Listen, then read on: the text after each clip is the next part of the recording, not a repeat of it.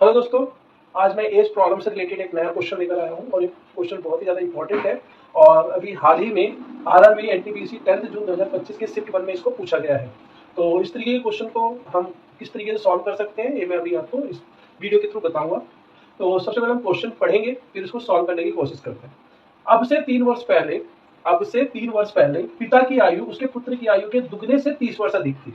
अगर आप थोड़ी देर के लिए मान लो कि जो 3 वर्ष पहले जो थी, पहले कितने साल, 3 वर्ष पहले पिता की आयु, पुत्र की आयु मान के चलते हैं। पुत्र की आयु अगर हमारे पास x है तो पिता की आयु कितनी होगी, पिता की आयु होगी 2 गुने x दुगने से 30 वर्ष अधिक थी, प्लस 30 कर लेंगे, 30 वर्ष अधिक थी।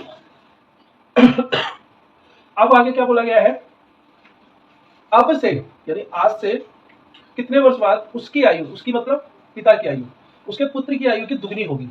तो ये जो आयु है, ये जो एज जो दी गई है पुत्र की और पिता की, जो हमने देखी है 3 वर्ष पहले थी।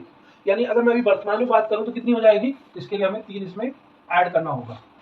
दोनों में 3 ऐड कर देंगे तो पिता पुत्र की वर्तमान आयु हो गई। यानी अगर हम बात करें तो वर्तमान आयु कितनी हो जाएगी, पुत्र की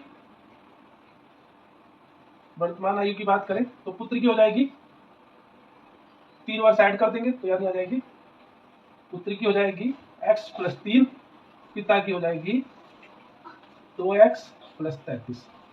लेकिन सिचुएशन क्या दी गई है, ये दी गई है कि कितने वर्ष बाद उसकी आयु यानी पिता की आयु उसके पुत्र की आयु की दुगनी होगी। अगर मैं मान के चलूं कि आज से 3 वर्ष, आज से कुछ साल बाद यानी कुछ समय के बाद पिता की आयु पुत्र की आयु की दुगनी होगी।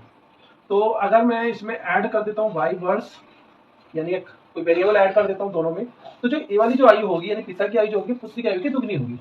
यानी 2x प्लस 33 प्लस y बराबर होगा इसके डबल के। यानी अगर मैं इस पूरे नंबर को 2 से मल्टीप्लाई कर देता हूँ तो मुझे पिता की आयु मिल जाएगी।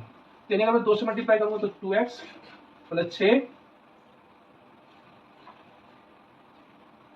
2x प्लस 33 प्लस y बराबर होगा 2x प्लस 6 प्लस 2y। ठीक है, 2x से 2x कैंसिल हो जाएगा तो बचेगा क्या, ये वाला y को हम इधर ट्रांसफर कर देंगे और इस 6 को इधर ट्रांसफर कर देंगे तो 2y में से y माइनस हो जाएगा। ठीक है, 2y में से y माइनस हो जाएगा तो y बचेगा, 33 में से 6 माइनस हो जाएगा तो 27। तो 27 जो कि ऑप्शन नंबर डी है, तो ये हमारा राइट आंसर है। तो इस तरीके के एज प्रॉब्लम से रिलेटेड हम क्वेश्चन को सॉल्व करते हैं। ठीक है, thank you very much, please like share and subscribe.